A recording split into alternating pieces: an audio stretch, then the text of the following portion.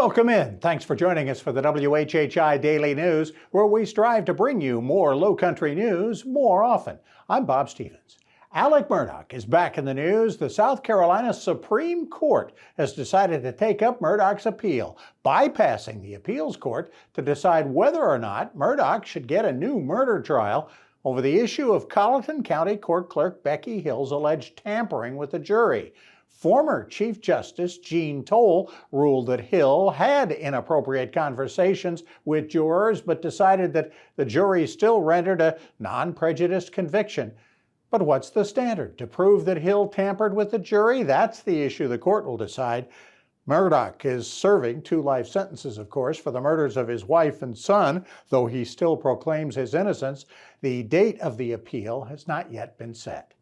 Here's something the folks who love hosting you on vacations and hope you might move here someday would probably rather not get out. Beaufort County investigators are reporting at least 17 car break-ins and stolen vehicles in the first dozen or so days of August. Theft reports do rise in the summer. Sheriff's Department officials are stressing that you lock your cars, even though some of the break-ins are actually break-ins. They're also concerned about the number of handguns that have been stolen, especially from unlocked cars. Neighborhoods and tourist-heavy areas are the primary targets of those thieves.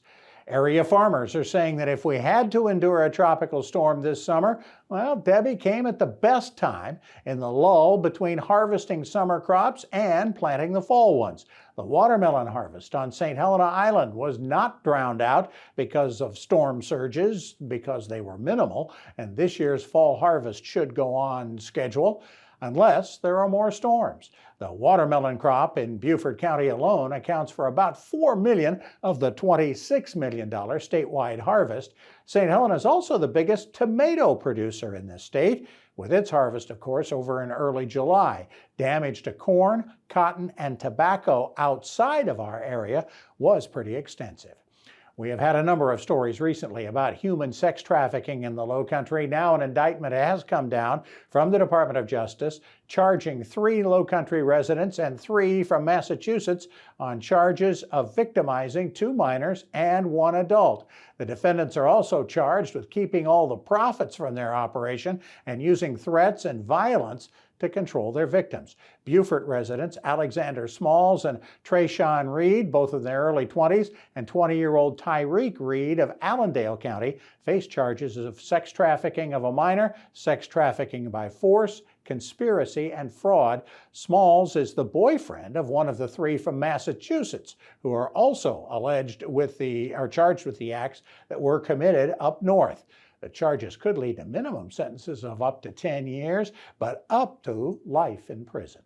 And the views of the Lowcountry, never better than from our lighthouses. Many tourists, of course, have seen the view of Hilton Head Island from the lighthouse at Harbor Town. Many more have seen the more natural views from the Hunting Island Lighthouse, but not for the last couple of years, and not for, well, maybe another year.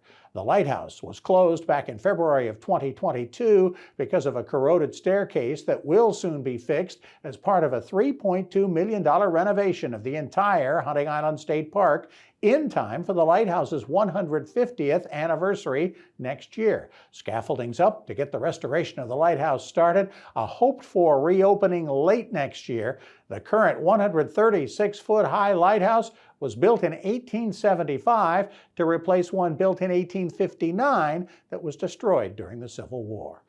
More details on these stories and other local news can be had by visiting the sources listed on your screen. How's it going to look outside the next few days? Here's the Lowcountry Crawl Spaces weather update with Maria Soden.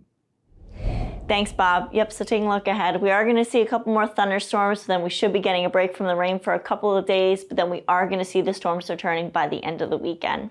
So taking a look at Thursday, it's be sunny to partly cloudy with scattered thunderstorms throughout the afternoon, but they should be clearing up by the evening.